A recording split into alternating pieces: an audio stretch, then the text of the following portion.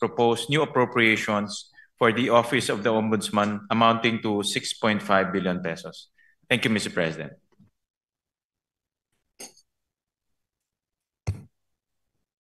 Thank you, Mr. President. You go ahead, Senator Marcoleta, you're recognized. Mr. President,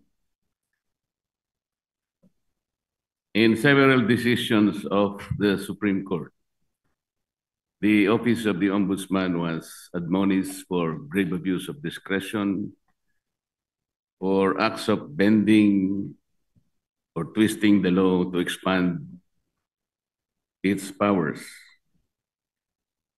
I may cite several jurisprudence if I must. Mr. President,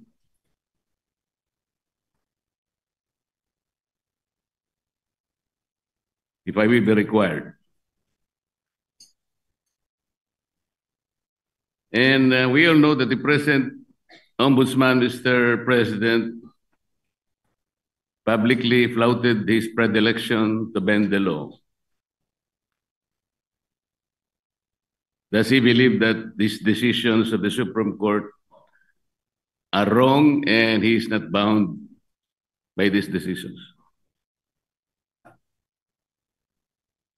Mr. President, the new ombudsman intimated to me that his direction is to abide by the Supreme Court decision, and the rule of law is supreme.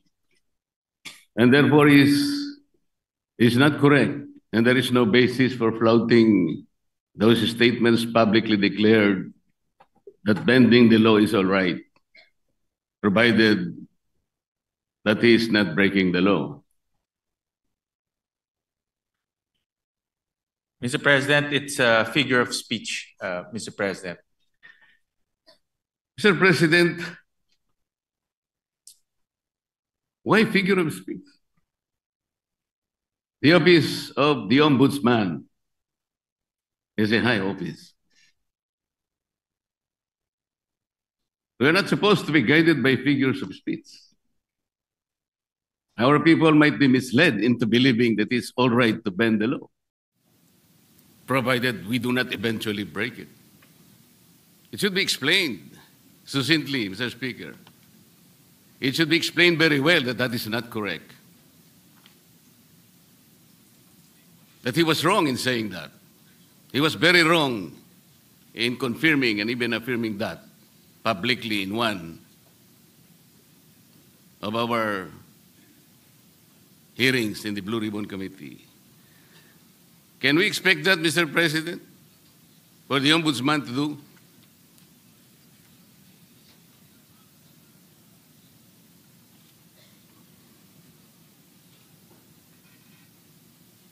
One minute suspension, Mr. President. Session suspended.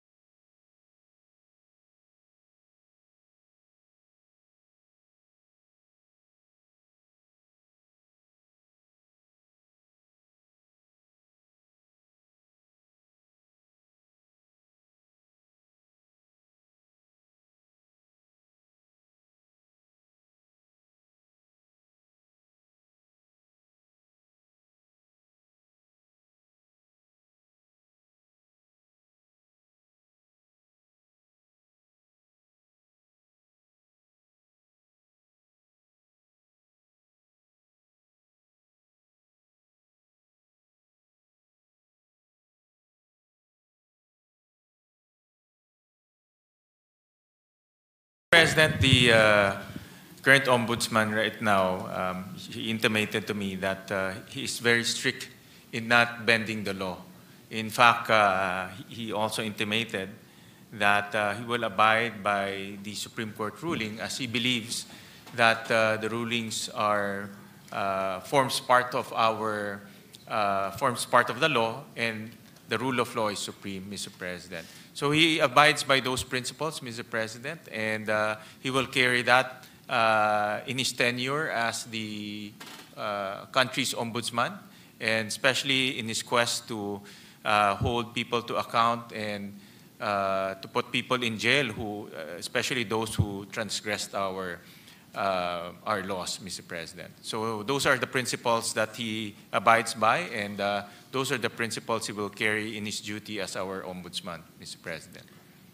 Mr. President, abiding by that principle and acting otherwise is different. You say that you abide by the laws strictly, but you say publicly that you can bend the law. How is that? Doesn't the public need to be clarified very clearly on this matter, Mr. President? Our people might be confused by that statement. That's why I am asking whether he can make a clarification or he can make public apology for saying that, Mr. President. And this will be good for the country. Mr. President, we thank the good gentleman from Tarlac and Pampanga, Senator Marcoleta, for bringing this up.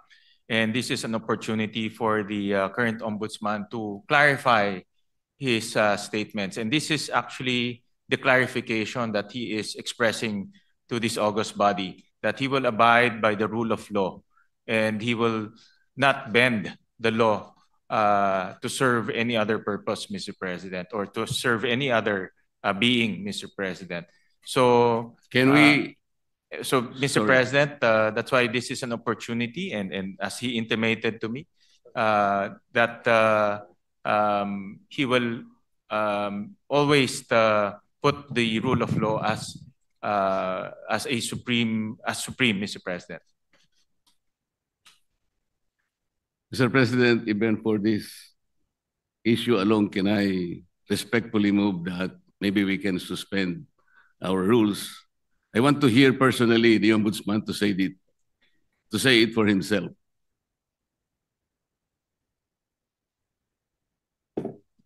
1 minute suspension, Mr. President. Session suspended.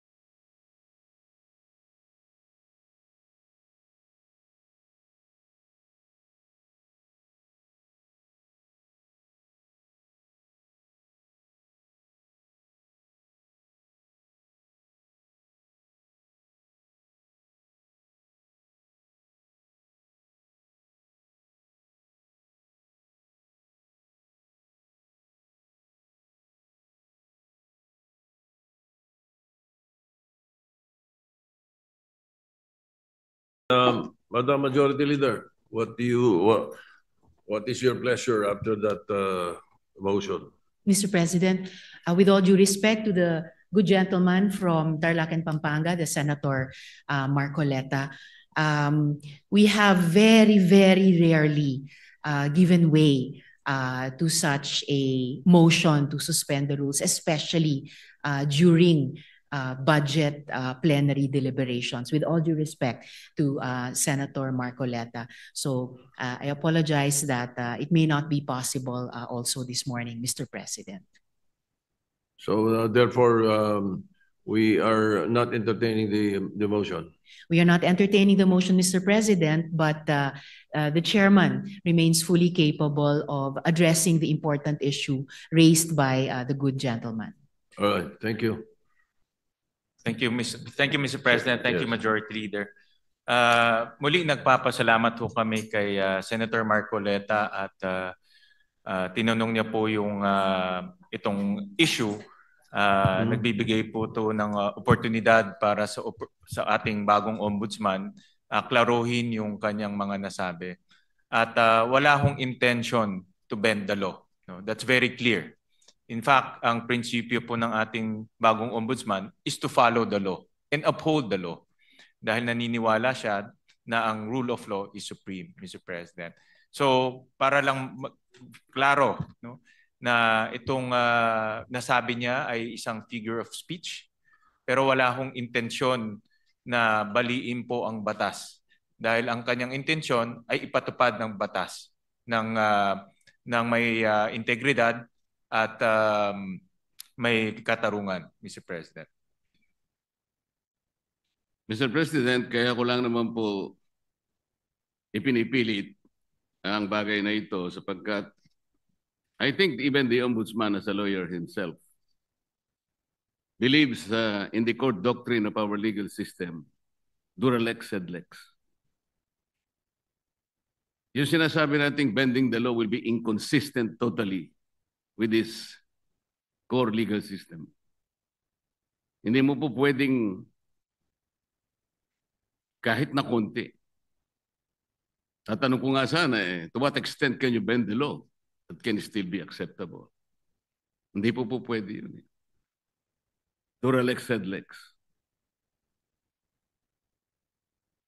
At ako rin po, sumasang-ayon po sa kay Senator Marcoleta, the good gentleman from Tarlac, Pampanga, na ang batas po ay dapat ho natin ipatupad. At wala ho yan tinitignan. Kaya ho naka-blindfold po si Lady Justice dahil wala ho tinitignan. At yan rin po ang assurance ho ng ating bagong ombudsman.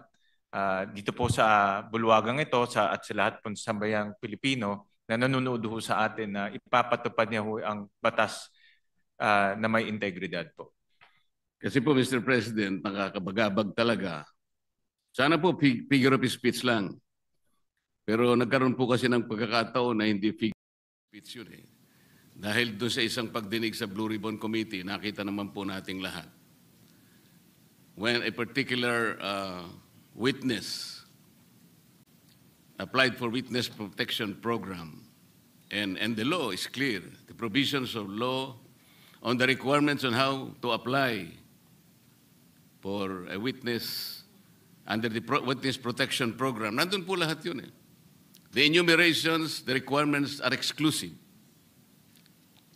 Pero sinabi po ng ating ombudsman, then the Secretary of Justice, pinipilit po merong restitution.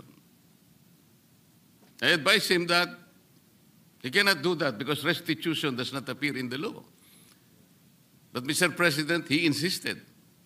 So doon po nagkakaroon ng problema. While publicly, he declares that he upholds the law to the fullest. Pero in reality, it is not being done. How can you put a requirement which is not in the law? And he said that was his opinion. His opinion will not even matter, Mr. President. Does that opinion will even prevail over the strict provision of law? Yun po yung aking ikinatatakot, ikinababahala, na nami-mislead po yung ating mga mamamayan eh. pati ang ating processes po ay nalalagay sa alanganin. That's why this is very important. Na kailangan po masettle natin ang issue ito. We cannot bend the law.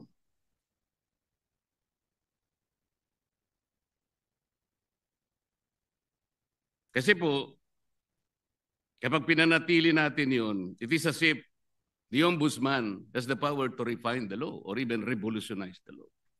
No one can do that, Mr. President.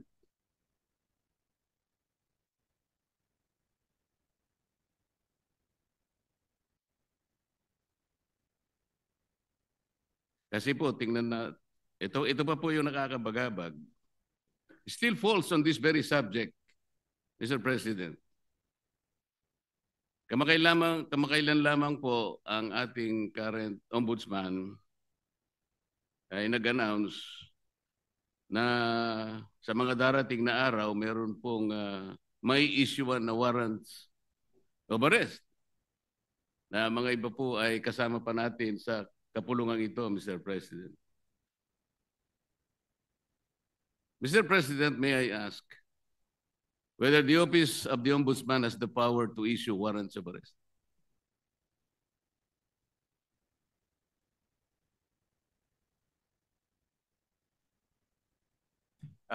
No, Mr. President.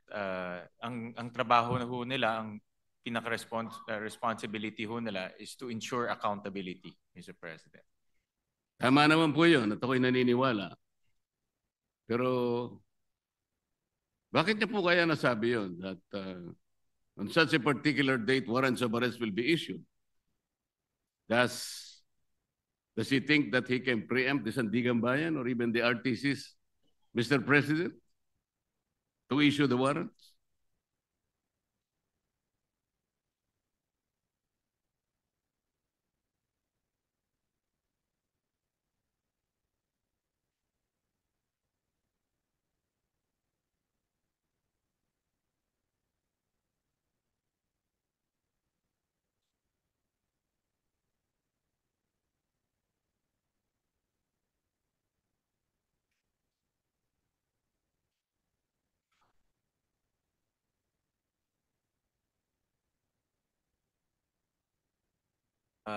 Mr. President, this is a indicative timeline. Meron ho kasing sinusundan ng ombudsman na timeline at base po doon sa mga nakita nilang ebidensya, nakita ho nilang mga krimen na ginawa po ng iba't ibang personalidad. Kaya po ito ay parte lang po ng kanilang timeline. At yun lang naman po yung inexplain ng kasalukuyang ombudsman, Mr. President. Mr. President, the Office of the Ombudsman is following a timeline. So paano po niya nasabi na on December 5th? Ano na yun? Anong date po ba yun? Ito po yung nakakatakot, Mr. President. Paano po natin mapapaniwalaan na sa timeline na sinet ng ombudsman, may palalabas niya yung warrants of arrest? Hindi ba ang ibig sabihin nito, pwede niyang i-preempt ang decision ng Sandigan Bayan or the RTCs because he's following a timeline. And the most intriguing issue here, Mr. President, is that he might be able to influence and preempt the decision of the RTCs and the Sandigan Bayan. Just to make that timeline a reality. This is a very dangerous proposition, Mr. President. But Mr. President, hindi naman po, no, dahil alam naman ho natin ang Sandigan ay under the ambit of the judiciary. Iba naman po ito sa trabaho po ng ombudsman. Pero bilang ombudsman, nakikita ko ho na dahil sila po ang magfa-file ng kaso, very optimistic ho sila na yung kanilang ifa-file na kaso mayroon pong kinahitnatnan at mayroon pong resulta.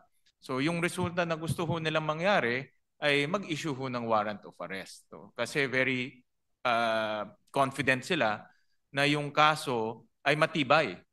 At very confident ho sila na yung ebidensya ay matibay. At yun din po ang gusto natin lahat. Ako po, very hopeful rin po ako na yung kanilang kaso at kanilang ebidensya ay matibay dahil ako rin po bilang isang Pilipino, gusto ko rin pong managot yung mga taong dapat managot. Pare-pare po natin gusto mapanagot natin ang may kasalanan, Mr. President. Wala pong debate doon. Hindi po yun ang punto ng pagtatanong na ito, Mr. President. But the ability of the Office of the Ombudsman to predict even the timeline when the warrants of arrest can be issued is something that is troubling, Mr. President. Parang ang mangyayari, ayaw ko mang isipin yun. Ayaw ko rin naman talagang mangyari yun. Somebody can even preempt or influence the time when the RTC or the Sandigan Bayan may eventually issue the warrants of arrest. Sana wala nang ganung klaseng announcement eh. Kasi nakakapagduda kasi, Mr. President. Tingnan po ninyo, when the Sandigan Bayan or the RTCs eventually issues the warrants of arrest, do you think the persons or kung sino man yung involved na yun, that the Office of the Ombudsman wants to be arrested, pwede nilang questionin yung impartiality ng Sandigan Bayan or even the RTCs? Because there was already a timeline announced by the office. This is the thing that is very intriguing, Mr. President. But Mr. President, with all due respect to the esteemed senator from Tarlac and Pampanga, with all due respect po, ito ay isang indicative timeline na tinitignan ho nila. Wala ho silang control sa magiging desisyon ng Sandigan. Wala ho silang control kung ano po magiging takbo sa Sandigan. Pero base po sa kanilang experience at base po sa kanilang pag-ayos ng kaso, lalo na po sa pagtingin po sa ebidensya, ito po yung tinitignan nilang timeline na pwedeng mangyari. Pwede rin ho yan hindi mangyari. No? Pwede rin ho yan iba po ang pupuntahan ng kaso. Pero naglalagay lang ho sila ng timeline para po makita naman ho nila kung ano po ang magiging takbo po ng kaso. At marami hong ganun. Actually, marami, pag nanonood po ako ng mga political shows sa YouTube, marami pong mga political analyst, mga legal analyst, sinasabi ho nila, ano po ang magiging takbo ng kaso, kailan po may makukulong, kailan po may i-issue ng mga warrant of arrest. Yan po ay based on their analysis and experience. Pero wala hong assurance, hindi ho yung magiging 100% na ganun po ang kinahinatnan po niyan o ganun po ang kalalabasan. Ganun din po sa ombudsman. Ito po ay sa kanilang tingin ay posibleng mangyari.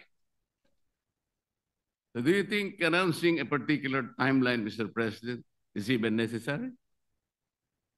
Ito po ay for purpose of information, Mr. President, and para po mabigyan din po ang publiko ng kanilang opinion pagdating po sa magiging takbo po ng kaso. Mr. President, ang sinasabi po ng representasyon na ito, hindi naman kailangan pang i-announce yun eh. Dahil magkakaroon lang po ng pagdududa ang ating mga mamamayan, lalong-lalo na po yung mga taong gusto nating ipa-aresto, sapagkat hindi naman kailangan na mag-announce pa.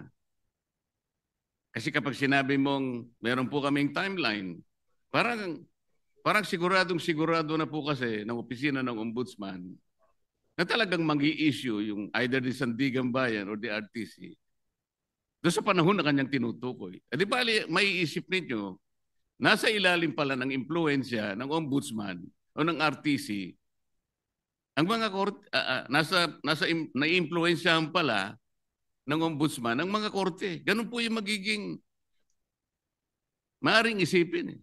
Maaring hindi totoong yun ang gustong gawin ng ombudsman. At naniniwala naman ako na hindi niya intention yun. Ngunit para bigyan po ninyo ng pagdududa ang ating mamamayan, lalong-lalo na po yung mga taong involved nga at gusto nyo ipa-aresto, parang hindi kailangan pong mag-announce pa eh. That is the only point, Mr. President. Yeah, I'm sure andito po ang ating ombudsman at nakikinig ho siya sa mga suhestyon ng ating senador at bibigyan ho nila yan ng konsiderasyon. Salamat po sa sagot. Mr. President, yung ating pong deputy, ano yung tawag doon? Deputy Overall Ombudsman ay taga Bisaya, Mr. President.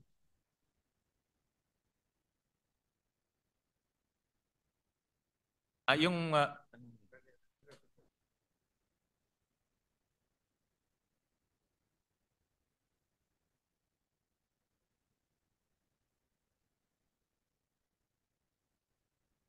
taga Mindanao po yung ating current Deputy Ombudsman. Tama ho kayo. Overall Deputy Ombudsman. Overall Deputy Ombudsman is from Mindanao, but he is also the Deputy Ombudsman for the Visayas, Mr. President. Opo, tama ho. So, yung acting po, yung acting. The overall Deputy Ombudsman and also the Deputy Ombudsman for the Visayas regularly travels from his place to Luzon, and nga magastos po yun. Necessary po ba na sino po nagmamanage sa Ombudsman Office sa Cebu?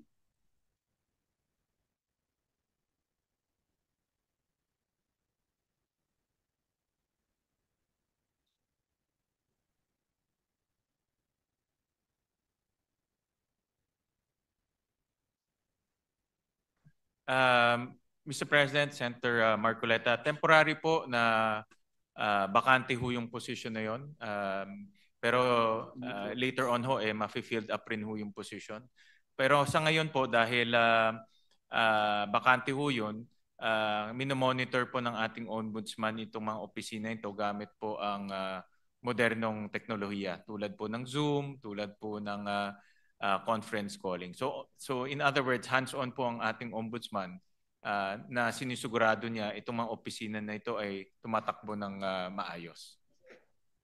Alin po yung bakante, Mr. President, yung overall Deputy Ombudsman o yung Deputy Ombudsman for Visayas?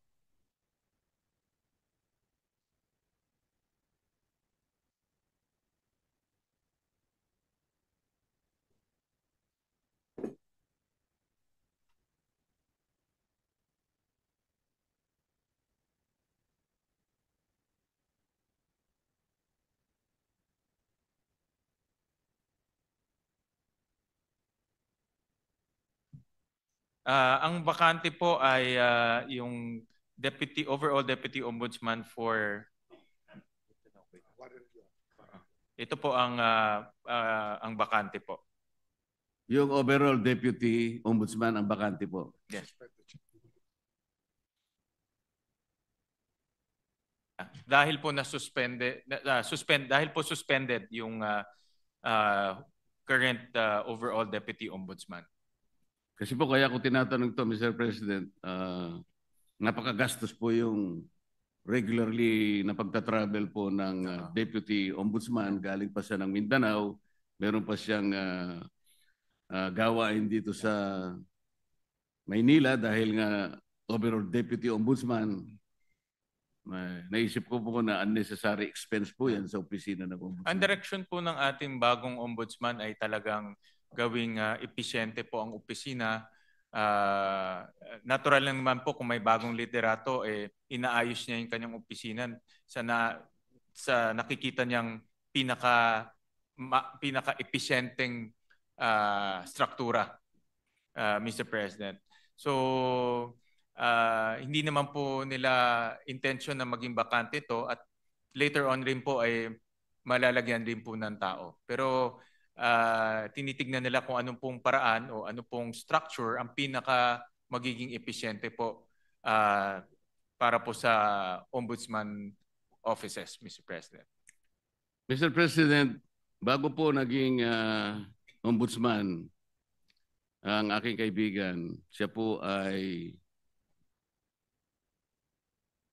magkaibigan naman tayong dalawa. Ikaw naman, dinideny mo yata eh. Yun nga sinasabi ko, kaibigan pala kayo. Yun nga sinasabi ko. Narinig niyo yata ako, Senator Marcoleta. Bago po siya naging ombudsman, Mr. President, siya po ay kalihim po ng ating Department of Justice. Yun naman pong, dahil nag-retire po yung ating dating ombudsman, Samuel Martires, nagkaroon po ng acting ombudsman. Siya po ay si Overall Deputy Ombudsman Dante Vargas. Kapangalan ko pa siya. Nasaan po siya? Salamat po. Nandito ho siya. Siya po ngayon ang Deputy Ombudsman for Visayas and acting overall Deputy Ombudsman. Concurrent ho Yes, siya. Mr. President. For now. Yes, I know that.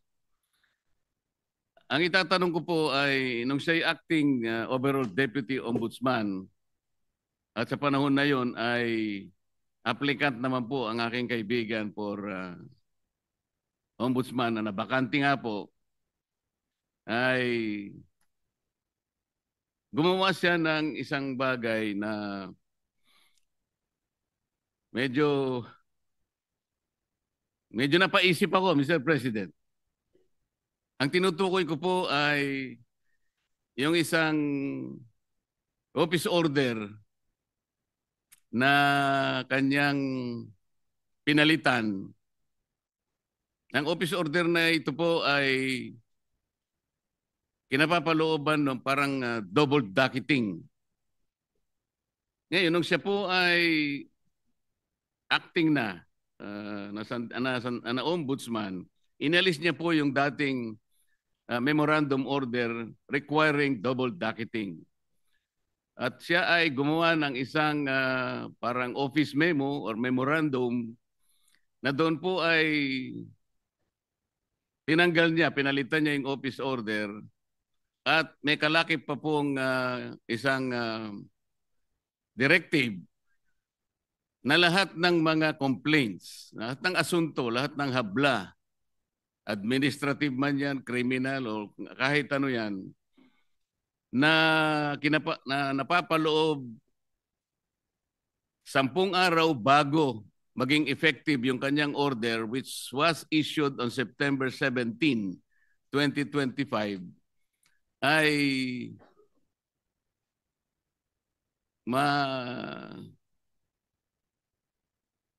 mawawala po yung sa docket.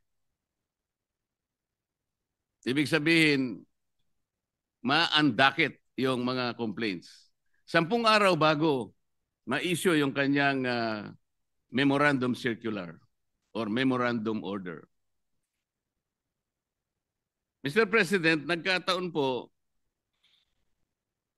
kung di ako nagkakamali, September 15 yata, ay nag-file ng complaint sa maraming opisyales ng ating pamahalaan. Kasama po yata si noon ay dating Secretary of Justice, ang aking kaibigan. Sa makatid, napaloob po siya doon sa 10 araw na siya sinasabi doon sa kanyang directive na mawawala po yung docket. Ang ibig sabihin po noon, Mr. President, pag nawala yung docket number, hindi na siya magiging active case kung hindi siya ay malalagay sa kategoriyaan na mga cases under evaluation. Ibig sabihin, Mr. President, wala pang active case, wala pang kaso. Sapagkat nawala ngang visa yung naunang office order ng dating ombudsman Samuel Martires. Yun po ang naging daan, Mr. President, kung kaya nakapag-issue ng clearance ang opisina ng Ombudsman. At dahil nga po, mistulang walang kaso laban sa aking kaibigan, nasama siya doon sa shortlist na pagpipilian ng ating Pangulo na susunod na Ombudsman ng ating bansa. Mr. President, wala bang, yung ba pangyayaring yun ay, is there something much to be desired in the entire process, Mr. President? Parang ang nangyari, nakagawa ng ganun yung overall ombudsman nang hindi naman maliwanag what is the visible public service na pwedeng nakamit ng ating mamamayan doon sa ginawa niyang pagpapalit ng office order. Hindi kaya lang ginawa yon para mapagbigyan ang aplikasyon ng aking kaibigan at makakuha siya ng clearance upang sa ganon eventually he will be included in the shortlist to be submitted to the Office of the President, makasama sa pagpipilian bilang ombudsman. Yun po yung aking gustong malaman, Mr. President.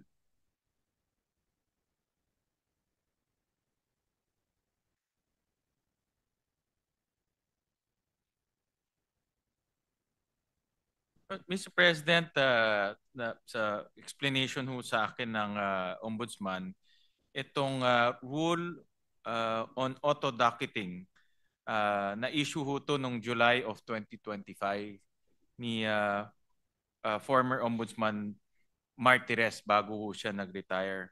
At nakita ho nila na hindi to dumaan sa tamang proseso. It was found not to be properly published. So hindi ho na publish ng maigi. So binalik ho to ni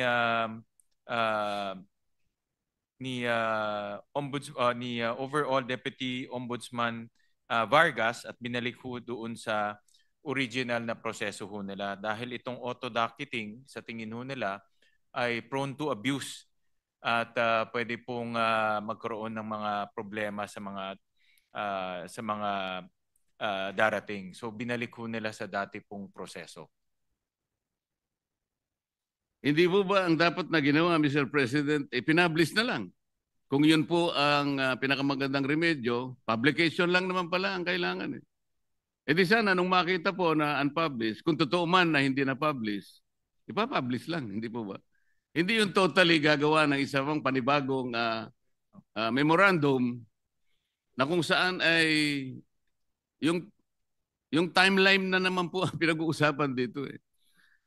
Bakit naman 10 araw bago lahat ng complaints na ipinail sa opisina ng Ombudsman within 10 days prior to the issuance of that memorandum ay ma-undocketed?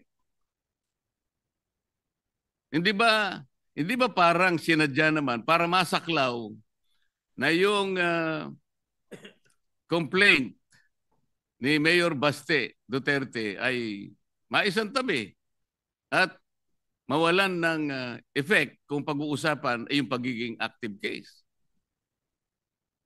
Hindi ba parang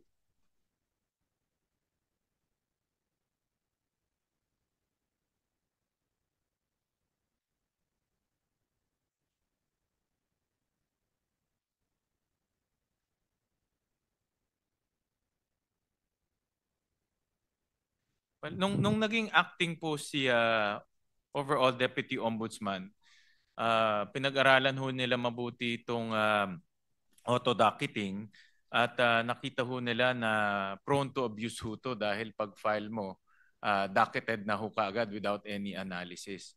So ang ginawa ho niya ay bumalik lang ho sa dating proseso, no, na mayroon pang verification and analysis. Total, hindi naman ho ganun katagal yung verification analysis. Depende ho sa klase ng kaso.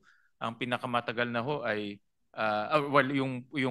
yung verification po can happen between 48 hours to 72 hours. No? So, ang naging dahilan po is sa tingin nila ay prone to abuse po itong auto-docketing. So, yun po yung naging kanilang desisyon. No? Kaya bumalik lang po sa original na proseso.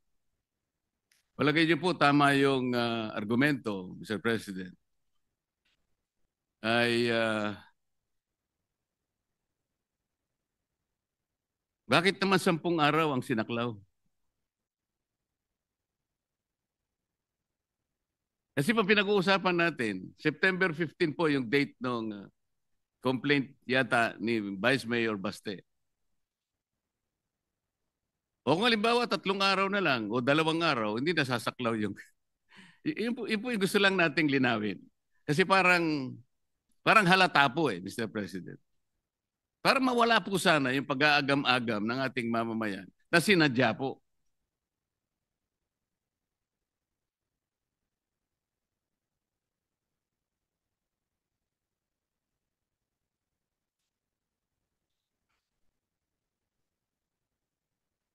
But yun po yung naging decision nung acting ombudsman at that time dahil yun na nga sa kanyang pagtingin ay ito po ay baka maabuso dahil nga pag-file niyo ho diretso docket na ho kaagad at hindi bine-verify kung yung fina-file po tama o hindi.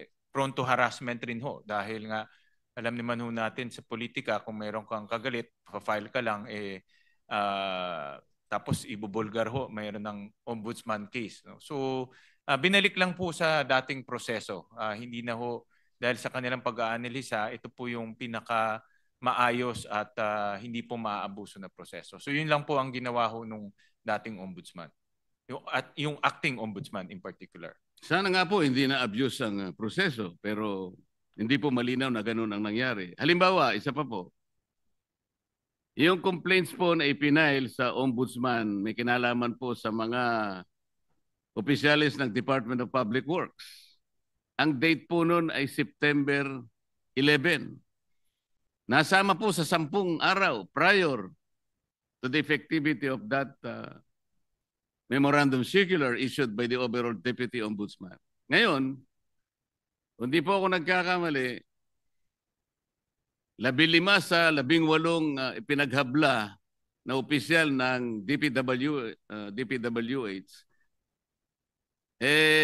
na preventive suspension, na suspindi po base po sa complaint na ipinail.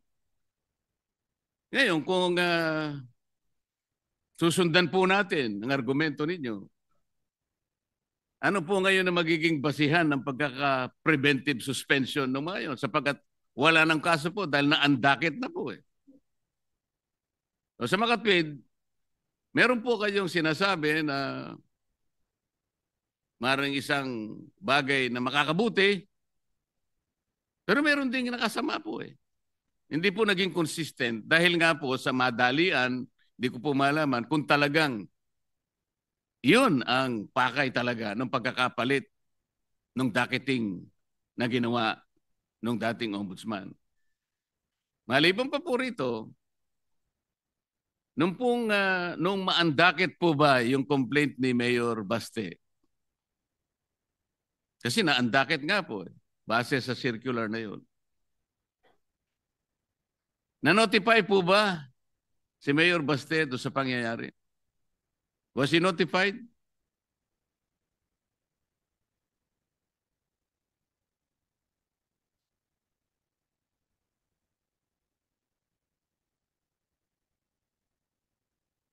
Maraming salamat po sa tanong, Senator Marcoleta. Andito po yung ating ombudsman at nakikinig ho siya sa inyong mga suggestion, lalo na doon sa mga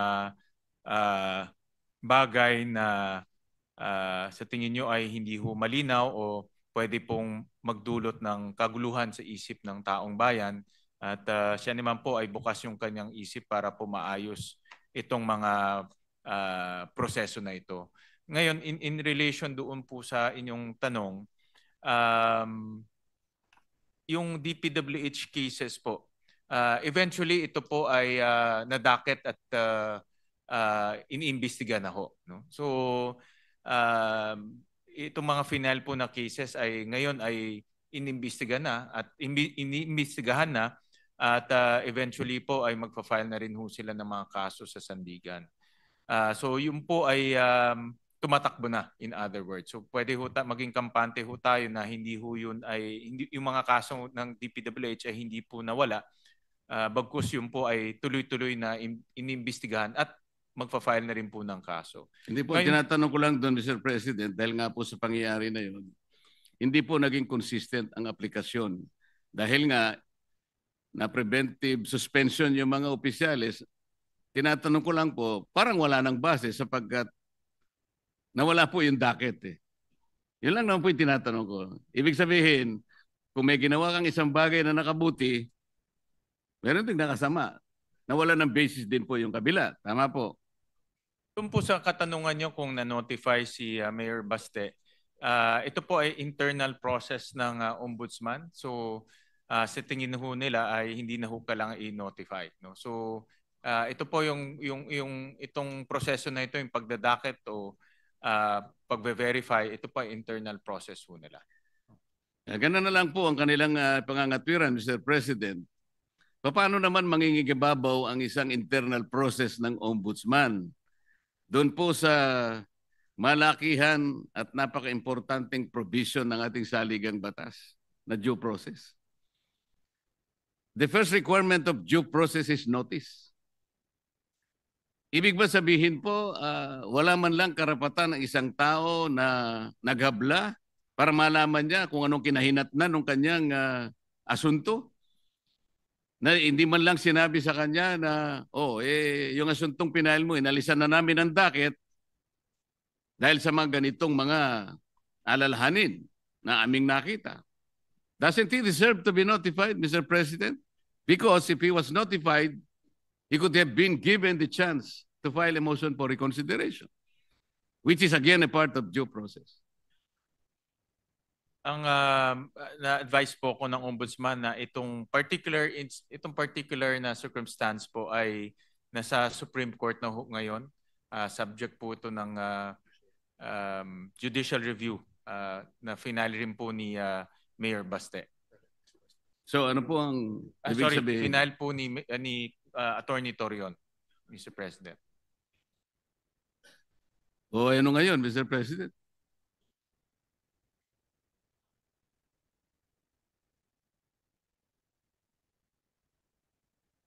So ito po ay under the judicial review po ng Supreme Court. Oo nga itong po. Circumstances po. Oo nga po, pero hindi nasasagot yung tinatanong ko po. Very simple lang po eh.